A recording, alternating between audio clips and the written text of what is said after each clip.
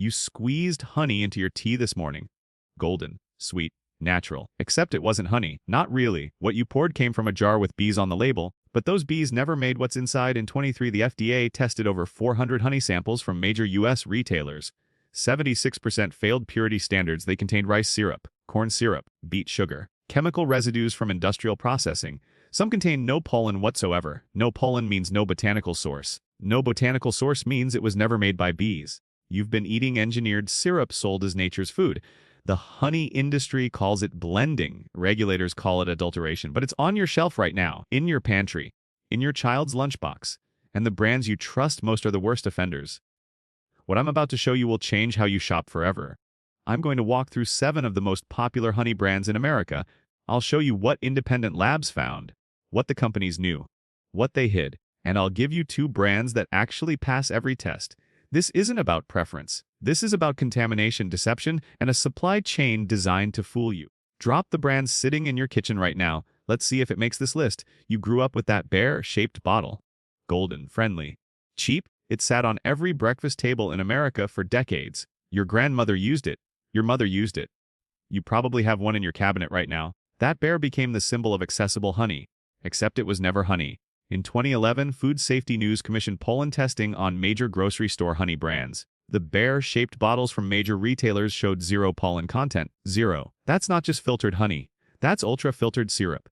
The process removes every trace of pollen to hide the botanical origin. Why would they hide it? Because the base ingredient wasn't nectar. It was imported syrup from China, bulked with high fructose additives and labeled as honey. The FDA doesn't legally define honey with pollen requirements, so technically they didn't break the law. They just broke your trust. Ultrafiltration uses high heat and pressure to strip pollen grains. This isn't normal straining, this is molecular separation. The result is a liquid so processed that it can't be traced back to any floral source. Independent labs found hydroxymethylfurfural levels exceeding 40 milligrams per kilogram in some samples. That's a byproduct of heating sugar. Real honey produces it naturally, but only at 5 to 10 milligrams per kilogram. Anything above 40 indicates industrial syrup processing. Your body processes this like refined sugar. Insulin spikes, energy crashes, no enzymes, no antioxidants, no antimicrobial properties, just sweetness with a honey-shaped marketing campaign. It tastes too clean, no floral notes, no complexity, just flat sweetness with a chemical aftertaste that clings to your teeth. The texture is unnaturally smooth. Real honey crystallizes. This stays liquid for years because it's been cooked into stability. You've tasted it 1,000 times and assumed that's what honey is supposed to taste like. It's not. Children consume this daily. Diabetics use it thinking it's a better option than white sugar. It's not. The glycemic response is identical. Pregnant women drizzle it on yogurt believing they're choosing something pure. They're not. Long-term users never experience the immune benefits or enzyme activity that real honey provides. They're just eating expensive corn syrup with a pastoral label. They knew. They watched independent tests expose the contamination. They saw the reports. And they calculated that most consumers wouldn't read them. They bet on your trust. They bet on convenience. They bet on the bear. And they were right. The bottles kept selling. Because the label said honey and you believed it. Is this in your home right now? Did you grow up thinking this was real? You paid extra for this one. Organic label, rustic jar, farmer's market aesthetic. It sat next to the artisan jams and the cold-pressed oils, and you assumed someone cared about what was inside. Organic honey brands from major retailers were tested in 2018 by the Honey Authenticity Project. Several failed C4 sugar testing. C4 sugars come from corn and sugarcane, not flowers. When those markers appear in honey, it means the bees were fed sugar syrup instead of foraging naturally, or the honey was cut with external sweeteners post-harvest. Either way, it's adulterated. The USDA organic certification doesn't require pollen authenticity testing. It certifies the farming process, not the final molecular content. So yes, it can be organic and still fake. The jars listed clover honey, wildflower honey, but pollen analysis showed inconsistent or absent markers. Some samples contained pollen from plants that don't produce nectar. That's only possible through contamination or blending with non-floral syrups. The companies marketed transparency while hiding their supply chains. Honey brokers in Asia buy bulk syrup, add trace pollen to pass shallow tests, then export it to U.S. brands who package it as premium. You paid $12 for a jar of engineered trust. Real honey contains glucose oxidase, an enzyme that produces hydrogen peroxide and gives honey its antimicrobial properties. Lab tests on these organic brands showed enzyme activity below detectable thresholds. That only happens with high heat processing or syrup substitution. No enzymes means no healing properties, no wound care, no sore throat relief. You bought it for health? You got DA core? It smells faintly sweet but generic, no depth, no terroir. The aftertaste is oddly metallic, a trace signature of processing equipment or residual solvents used in filtration. It crystallizes inconsistently because the glucose to fructose ratio is artificial. You stored it in your pantry thinking you made the better choice. Parents give this to toddlers. People recovering from illness choose it for immune support. It offers none. Athletes use it for sustained energy. It delivers a sugar crash. The premium price made you believe in premium quality. It was premium marketing. They chose the organic label because it bypassed scrutiny. They knew you'd associate the certification with purity. They built an image around small batch integrity while sourcing from industrial blenders. They delayed transparency until forced by third-party investigations. And even then, they issued no recalls, just quieter labels. Did you trust the organic label? Do you still? This one came in a glass jar with a gold lid, premium grocery placement, higher price point. The label promised pure wildflower honey from trusted apiaries. You bought it because it looked legitimate. In 2020, a German lab tested North American honey imports for glyphosate residue. Multiple mainstream brands contain levels between 17 and 163 parts per billion. Glyphosate is an herbicide. It's sprayed on crops where bees forage. It transfers into honey. The EU allows a maximum residue limit of 50 parts per billion in honey.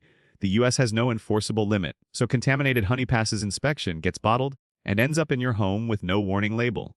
Glyphosate exposure has been linked to gut microbiome disruption. It kills beneficial bacteria. Honey is supposed to support your microbiome, not damage it. But when you consume glyphosate-laced honey regularly, you're introducing a microbial disruptor into your system under the belief that you're eating something healing. The irony is systematic. Some samples also showed residues of neonicotinoids, a class of insecticides banned in the EU but still used in US agriculture. These chemicals are neurotoxic to bees and potentially harmful to humans in chronic low-dose exposure. The FDA monitors but doesn't restrict. So the honey you spread on toast may contain chemicals designed to kill the insects that made it. It tastes slightly bitter in the finish. There's a sharpness that doesn't belong. The color is inconsistent between batches, a sign of blended sources and unstable supply chains. You assumed batch variation meant authenticity. It meant opacity. People with autoimmune conditions use honey as a natural anti-inflammatory. Glyphosate is inflammatory. Cancer survivors choose honey during recovery for its antioxidants. Contaminated honey introduces oxidative stressors. You were trying to heal. The product was working against you. They source from regions with weak pesticide enforcement. They test only when required and only for the minimum markers. They label it pure because technically it is honey, just poisoned honey. And they know most consumers will never test it themselves. Have you noticed the aftertaste? Did you think that was normal? You bought this one because a wellness influencer recommended it. Raw, unfiltered, local. Sold at the health food co-op with handwritten tags and a story about sustainable beekeeping. It felt safe. It felt small. In 2021, the FDA inspected small, batch honey producers for compliance with food safety standards. Several failed due to improper storage, contamination from unclean extraction equipment, and mislabeling of floral sources. Being small doesn't mean being safe. It often means less oversight, fewer resources for testing, and more room for well-intentioned errors that still make you sick. Some small producers blend their limited harvest with cheaper bulk honey to meet demand. They don't disclose it because the label says local, and customers assume that means pure. But local can still be 10% local and 90% imported. There's no enforcement. The jar says raw, but the thermal profile suggests it was heated to prevent crystallization. The jar says wildflower, but the pollen count shows single-source clover with trace industrial markers. Raw honey should contain bee pollen, propolis, and enzymes. Testing showed minimal particulate content and low enzyme counts. That only happens if it's been strained aggressively or blended with processed honey. You wanted the health benefits of raw honey. You got a rustic labeled hybrid. It crystallizes fast because some of it is real. But the crystals are coarse and irregular, indicating mixed sources with different moisture contents. The flavor varies wildly jar to jar. One tastes floral. One tastes like basement. That's not terroir. That's inconsistency. Parents buy this for children with allergies, believing local pollen will help with desensitization. If the pollen content is negligible or unverifiable, the therapy is a placebo. Elderly consumers choose it to avoid preservatives and chemicals. But contamination during amateur bottling can introduce bacteria that aged immune systems can't fight. They meant well, but intention doesn't sterilize equipment. Passion doesn't replace lab testing, and local doesn't guarantee truth. They sold you a story, and you didn't ask for data. Is this in your pantry? Did the story convince you? This brand built its empire on purity claims. The label promised single-origin honey from New Zealand, Manuka honey, premium pricing, clinical studies, certifications. It became a luxury health product. Then the lawsuit started in 2022. A class action alleged that certain Manuka honey brands sold in the U.S. didn't meet the methylglyoxal standards required for authentic Manuka. Methylglyoxal is the active compound that gives Manuka its antibacterial potency. If MgO levels are below 83 milligrams per kilogram, it's not Manuka, it's regular honey with a Manuka label. Some tested samples showed MgO levels as low as 30. You paid $40 for theater. The grading systems are inconsistent. UMFM MgO K factor, they all claim to certify potency, but enforcement is fragmented. Some brands print high numbers on jars that independent labs can't replicate. The New Zealand government tightened export standards, but U.S. Customs doesn't test every shipment. So mislabeled jars slip through, get sold, and never face consequences until someone files a lawsuit years later. Real Manuka honey has a thick, creamy texture and a strong medicinal flavor. Some of these jars tasted like mild floral honey with no complexity. The color was too light, the viscosity was too thin, the aftertaste was absent. You bought it for wound healing, immune support, digestive health. If it's not real Manuka, it offers none of that. Cancer patients use Manuka for its antimicrobial properties during chemotherapy. If the MgO is fake, the protection is fake.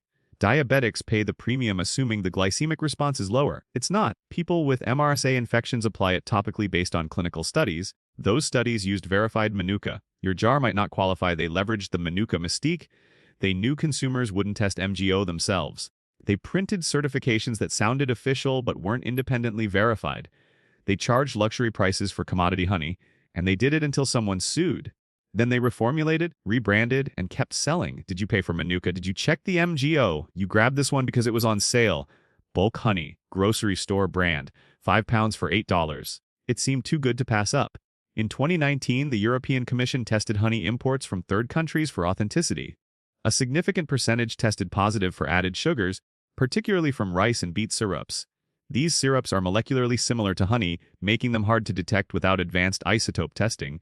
The U.S. doesn't require isotope testing for imported honey, so adulterated honey enters the market, gets repackaged under store brands, and sells at volumes that make individual testing impractical. The bulk honey market is a blending game. Real honey is mixed with syrup in ratios designed to pass basic tests but maximize profit. A jar might be 60% honey, 40% syrup. You taste sweetness, you see the color, you assume it's fine.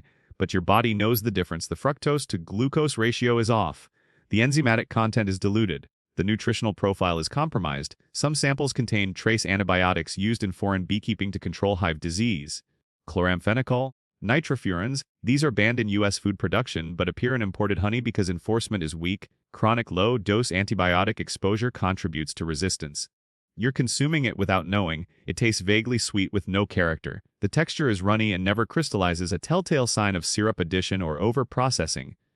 The smell is faint, almost neutral. Real honey smells like the flowers it came from. This smells like a factory. Families use this in bulk for cooking, baking, daily tea. Kids consume it in sandwiches and snacks. The cumulative exposure to syrup, additives, and antibiotic residues builds over time. You thought you were saving money. You were paying with your health. They priced it to move. They sourced it from the cheapest suppliers. They labeled it honey because legally they could. And they knew that budget-conscious shoppers wouldn't question a deal. Is this in your cart every month? Did the price make you trust it? Now let me show you what real honey looks like. There are 2 brands that pass every major authenticity test. Full traceability, no adulteration, no syrup, no pesticide residues above trace levels. These aren't sponsorships, this is evidence. The first is a small cooperative that sources from certified apiaries in the Pacific Northwest. Every batch is tested for pollen authenticity, enzyme activity, and pesticide screening. The results are published online with batch codes you can verify yourself. The honey crystallizes naturally. It tastes floral and complex. It costs more because it's real. They don't blend. They don't filter beyond basic straining. They don't lie. The second is a European import that meets EU food safety standards, which are stricter than US regulations. The company maintains GPS-tagged hive locations and publishes supply chain transparency reports annually. Independent labs confirm no syrup markers, no glyphosate above 10 parts per billion, and MgO levels that match label claims when applicable. The flavor profile is clean and region-specific. You can taste the difference. These brands prove the industry could do better. They just choose not to. Real honey costs more to produce, more to test, and more to trace, so most companies cut corners, blend cheap syrup, and count on your ignorance.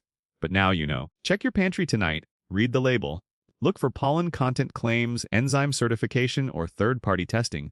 If the brand isn't transparent, assume it's hiding something. If it's too cheap, it's too fake.